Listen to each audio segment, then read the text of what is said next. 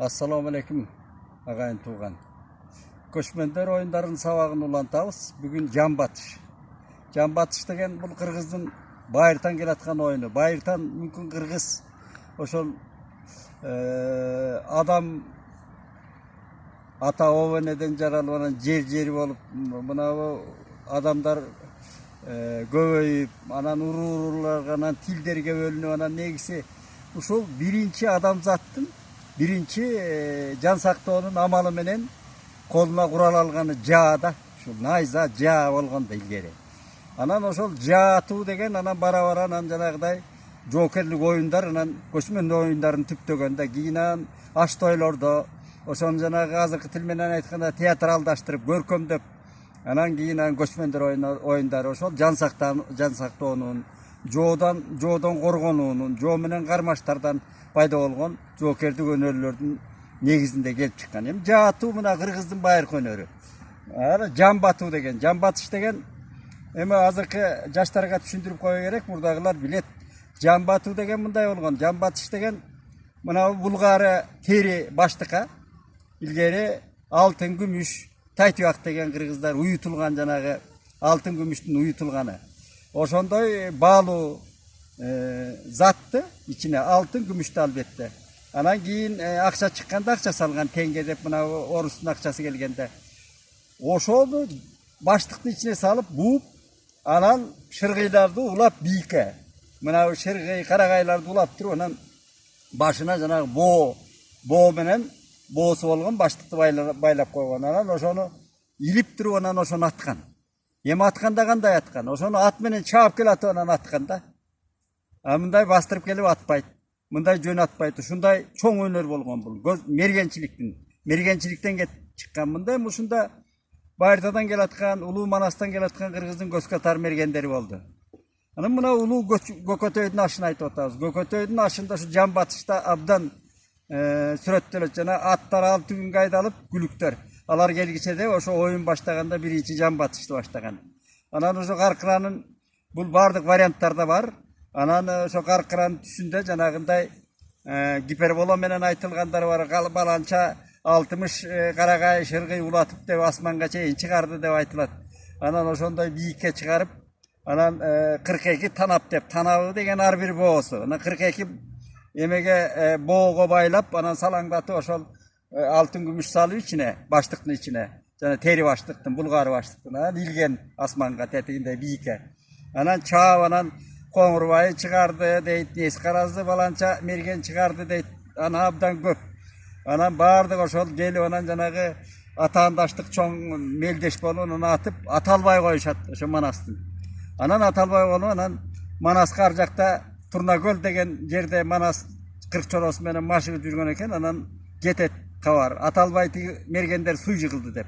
Анан келип атып атат. Эми ошол жерде Манаста мындай сүрөттөлөт. Албан түрдүү элде бар, атканын жазбас мерген бар, талапкериң аткын деп, жарагың жогуң жаткын деп. Жарчылары киргени, жар чакырып ийгени, жайнап жаткан көпчүлүк жабылып атка мингене. Ат менен чаап жөнөл деп, атып алсаң өнөр деп, салтанаттуу сайгашка сайыш журттан бир башка, кызыл байрак кыргашка, кырааны Манас падыша кылыгы журттан бир башка.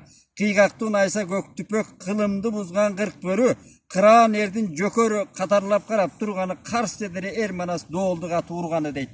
Анан алар жөн келбейт экен, ошол жигиттер менен жалаң жанагы жоокердик оюндарды мына азыркы тил менен айтканда трюктарды көрсөтүп келет да. Оюндун жанагы абдан бир татаал оюндарды, ат үстүндө чабыштарды, найза менен сайышканды, бири-бирин найза менен ыргыта сайып, анан тиги ийишкен жанагы аттын кулагы менен алдынан тиягына өткөн ошол оюндарды көрсөтүп келип, бул Сагынбай Орозбактын вариантында абдан Көкөтөйдүн ашында абдан мыкты сүрөттөлөт. Анан келип анан 40 чоро бирден атып анан 40 танабын атты дейт жана 40 боосун.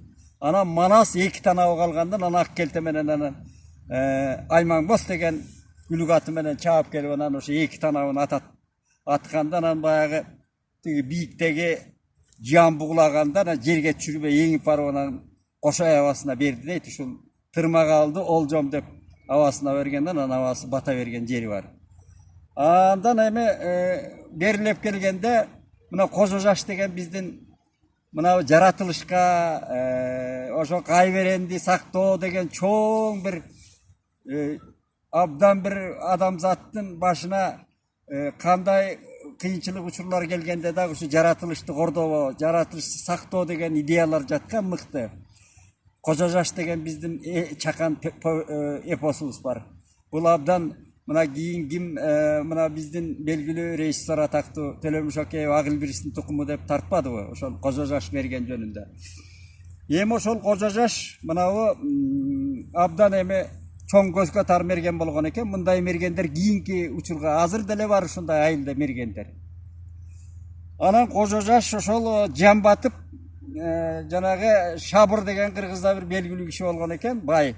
Анан жалгыз кызы Сулайканы ошол мергенге мен мынабы жамбы илип койдум, ошо жамбыны аткан мергенге берем деп, илгери мергенчилик деген абдан чоң жанагы бир айылды баккан мергендер болгондо.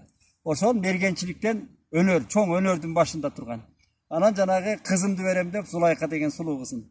Анан Кожо жаш барып ошону атып, анан Зулайканы алды деген ошол эпосто ошондой сүрөттөлөт. Андан бери келгенде мына эми ал ошо кезде эле жанагы түтөтмө мылтыктар жа айрыкча жа. Анан жаатуунун өнөрү эмгичекти жетти дейм. Азыр жааны жанагыдай жоого колдонбойт, бирок жаатуу спорттук мелдеш катары биздин 21-кылымга жетти. Ушу жаатуунун өнөрүнүн эң абдан баягы адиси Жаңыл Мырса эжебиз. Мына тарыхта 17-18 кылымдардын ортосунда өткөн тарыхый инсан. Мына кыргыздын санжырачылары, кытайлык санжырачылар, кытай кыргыздарынын, кыргыздын санжырачылардын бардыгы да ушул Жаңыл Мырса айтылат.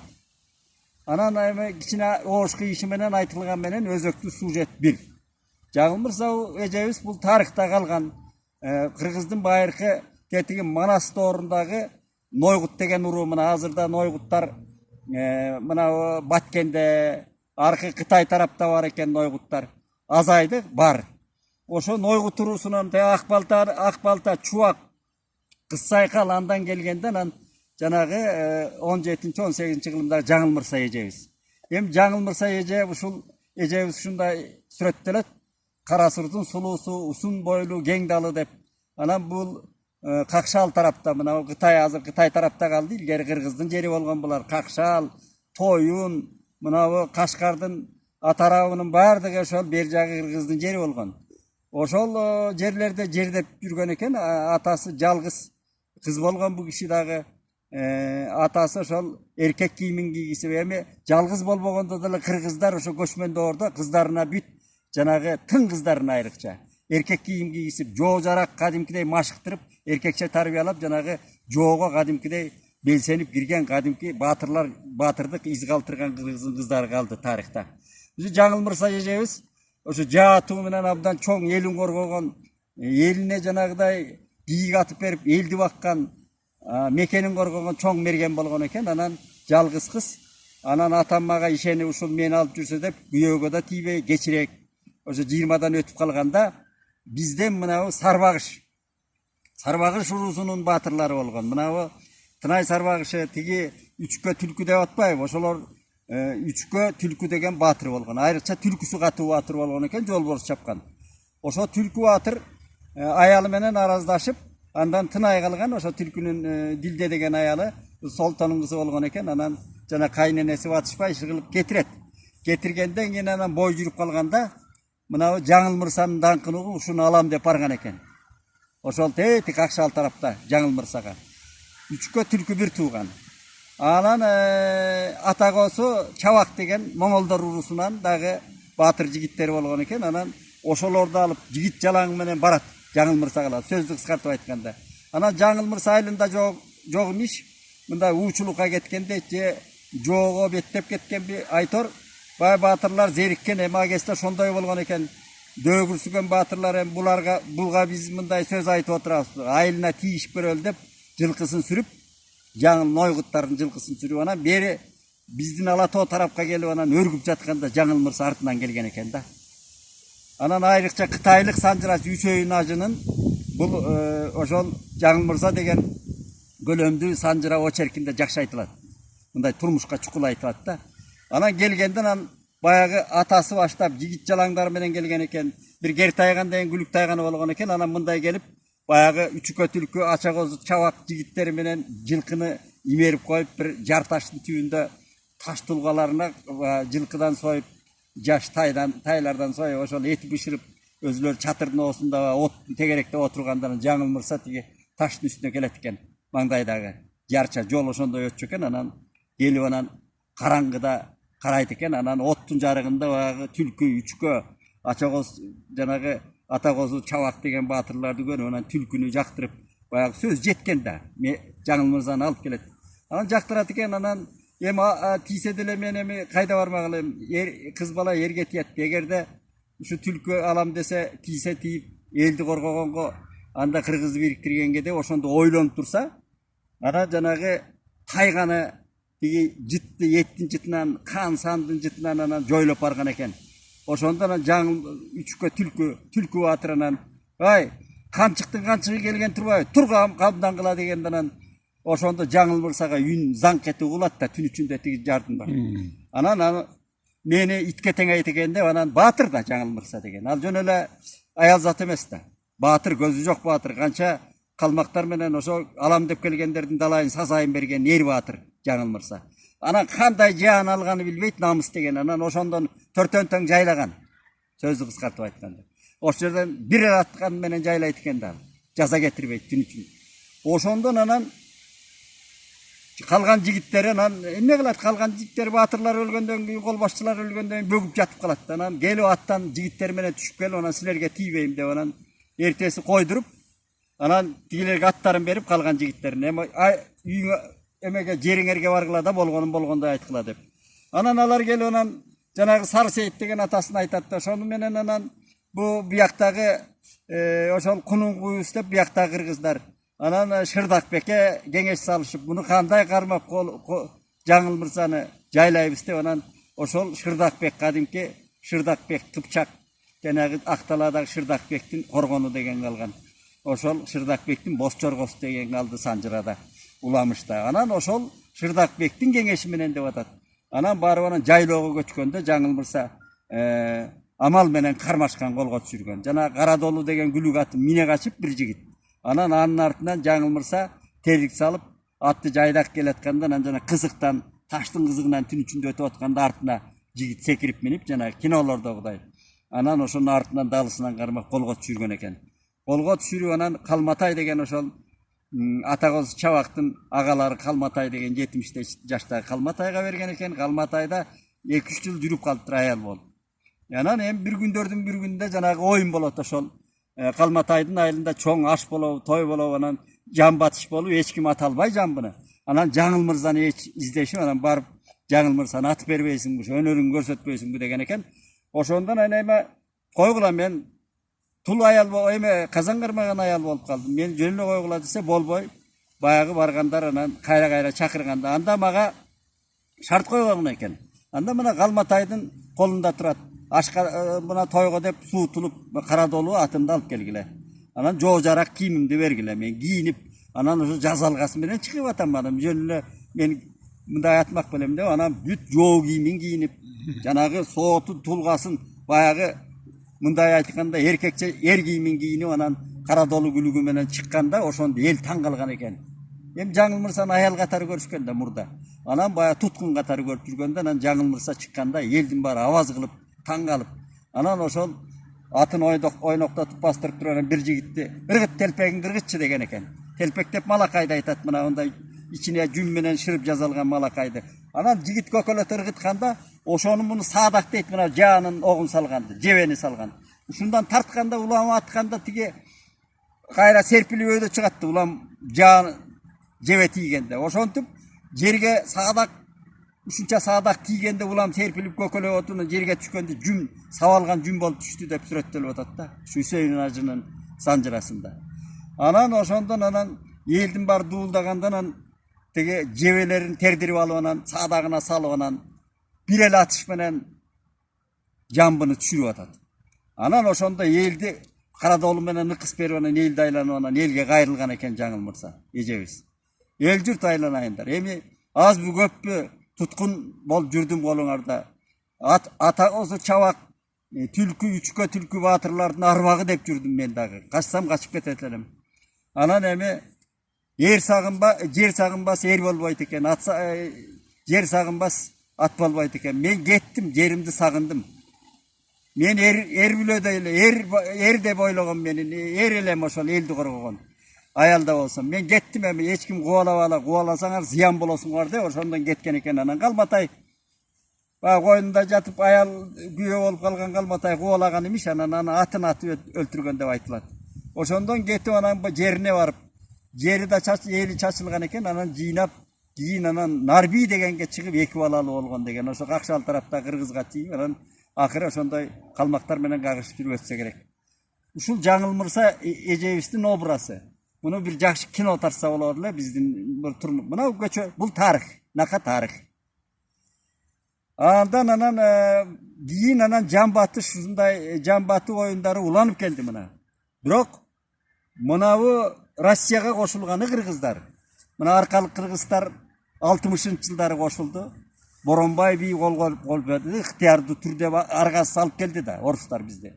Ala Kazakты bastandan Kırgızdın arkalıklarda andan keyin Tüştük Kırgızstan Kokon kandığı ödetemen karmaşıp жүрüşüp Tüştük Kırgızstan Kırgız tarafı Anjiyan tarafı.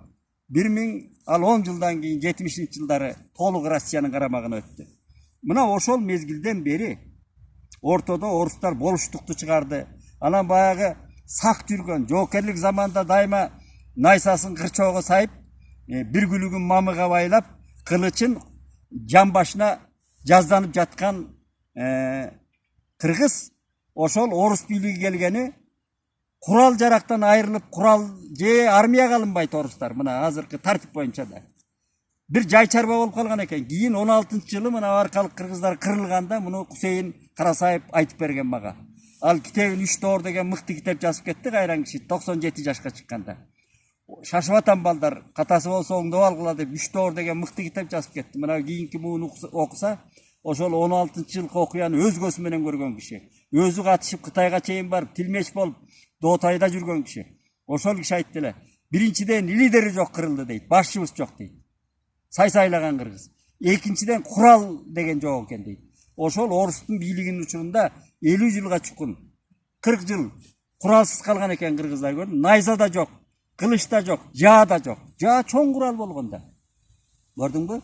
Andan keyin anan mına o esir zamanı geldi. Armiyaga alınıp baldarыбыз kural atkandı bildi goy. Köbü janagıday emne batalyonlarga barıp men avtomat atpay karmabay kelgen klasstaşlar. Men armiyaga bargan jokmун çınında. Bizde Pet institutu bütköndörde ayıldık mugalimlerdi alçı emas. Birok men mergendin tukumumун. Mıntıktın türünü atkandı bilem. Mına o tamaşa retinde aytayın. Bir jeti kaygılı. Ötken жылы Leylek'te ança kagılış boldu tajikler menen. Şu yerde avtobus koyup koysa bir öde düşpeyt. Ey, baldar jelpinet, menin baldarımdaçı barabız. Oşol eldi korgoysa. O eldi korgonda atışkandı bilesin, mıltık atkandı bilesin mi dep baldardan suradım ben. Bilbeyt eken. Akayip zamanından beri janagı военный kafedralardagı okujaylardan joyup жиберген, jogorku okujaylar. Mıntık atkandı bilbegen bir muğun payda oldu bizde. Armiyaga az ele, köbü armiyaga alternativni ana mına degen bir bılcırak sayasat ayынан jokerdik oyun unutulgan. Bul mına görüp atabыз go, kanday kagылыштар. Жериңди коргогондо колуңа курал алып taş menen korgoysun. Taş menen ак үйдү аткылагандай. Al жок сенин taşыңа эме карап турабы. Мындай айтканда, жөнөкөй тил менен айтканда, бизде жанагы атчан отрядтар түзүү керек. Мына жерди коргош үчүн, чек араларды коргош үчүн. Анан мынтыктын жанагы ар бир бала, ар бир жаш муун ошол кадимки курал жаракты колдонгонго үйрөтүш керек. Кафедраларды кайра кийиш керек, военный, аскердик кафедралар. Мына биздин ата-бабаларыбыз эмне үчүн сакталып калды? Биринчи ала тоосун сактады, тоолот. Экинчи жоокердик өнөр сактаган бит. Ошол жоокердик өнөр келип анан жанагы көчмөндөр оюндарын түптөдү. Азыр биз ошо көчмөндөр оюндары менен дүйнөнү таң калтырып атабыз. Мына жан батыш деген бөлүгүбүздү ушундай жыйынтыктасак болот. Ошон үчүн мына о курал жарак деген ал курал жарак деселе бир жанагы мас болуп алып же тигиндей болуп алып же чорныйлардын же каралардын атышы эмес. Курал жарак деген бул байыртан келаткан адамдын өзүн сактоо, экинчиден ата мекенин сактоо. Мына буга машыгып, жаш муундарды көндүрүп, спорттук түрдө дагы ий мекенди коргоо түрүндө да тарбиялоо керек. Мына жаатуу деген өнөрдүн ошо Жамбатыш деген бир кыргыздын чоң аздектелген батырдык өнөрү болгон.